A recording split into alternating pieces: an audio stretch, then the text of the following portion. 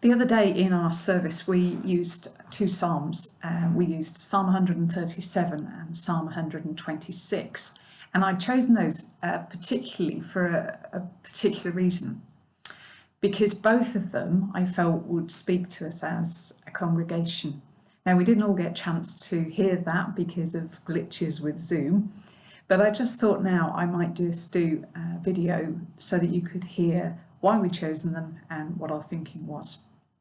So Psalm 137 is this: By the rivers of Babylon we sat and wept when we remembered Zion.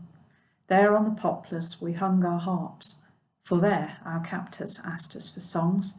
Our tormentors demanded songs of joy. They said, "Sing us one of the songs of Zion." How can we sing the songs of the Lord while in a foreign land? If I forget you, Jerusalem, may my right hand forget its skill. May my tongue cling to the roof of my mouth if I do not remember you, if I do not consider Jerusalem my highest joy. Psalm 126, just the last couple of verses. Those who sow with tears will reap with songs of joy.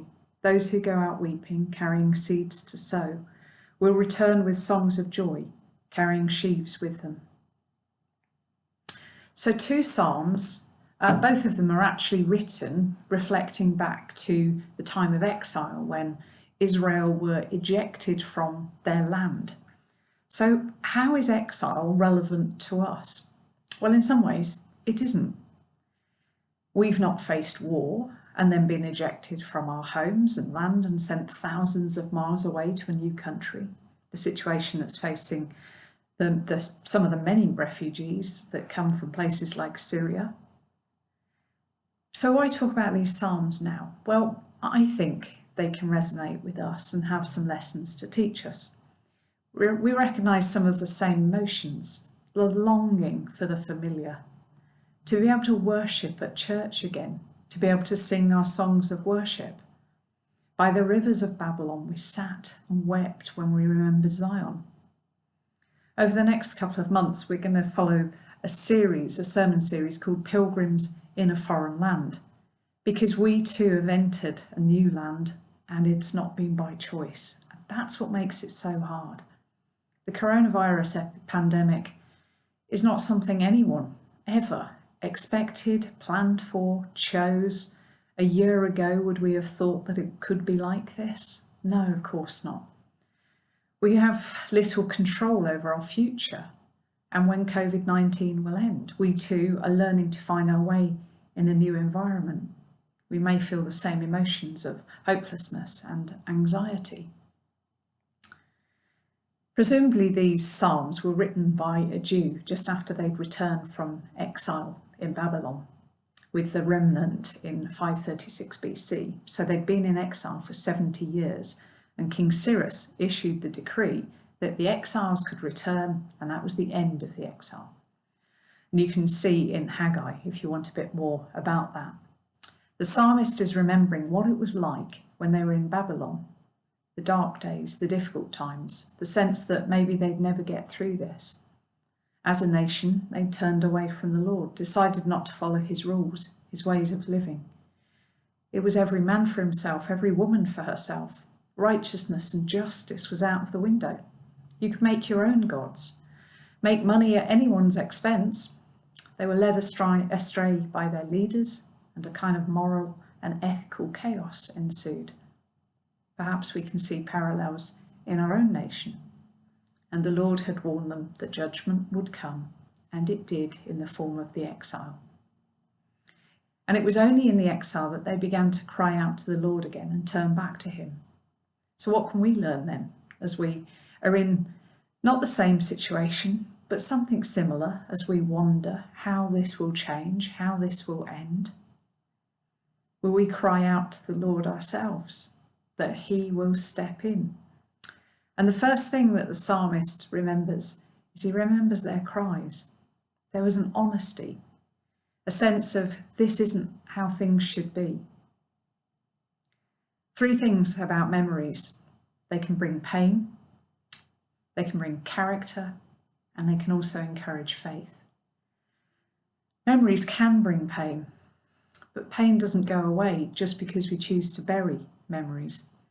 Denial usually makes things worse, actually.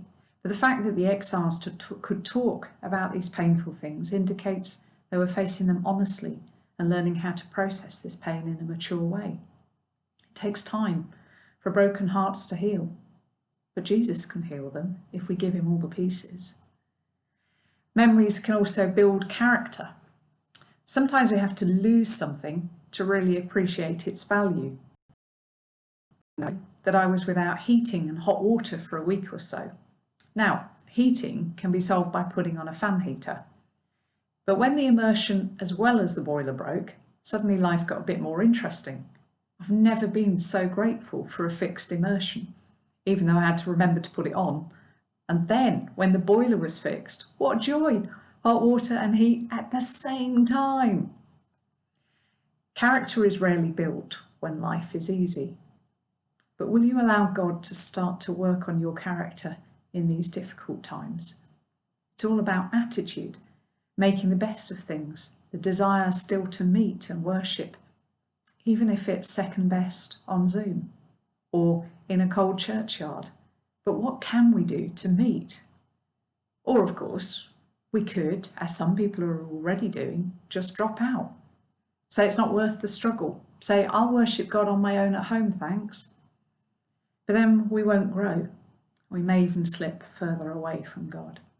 And actually, the church is the poorer for not having those people with us.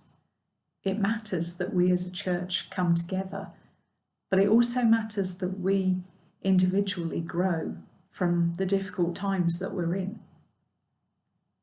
Memories can also encourage faith. God does judge in his timing. Bad things do come to an end. All things pass. We can trust God to deliver us. But we have to have faith, even during the difficult times. What is our faith if it's only for the good times? How can we sing the songs of the Lord while in a foreign land? If I forget you, Jerusalem, may my right hand forget its skill. May my tongue cling to the roof of my mouth if I don't remember you, if I don't consider Jerusalem my highest joy. Perhaps there's a question there for us. How can we sing the songs of the Lord in this foreign land? The new normal, as we hear it called. How can we be church? How can we worship?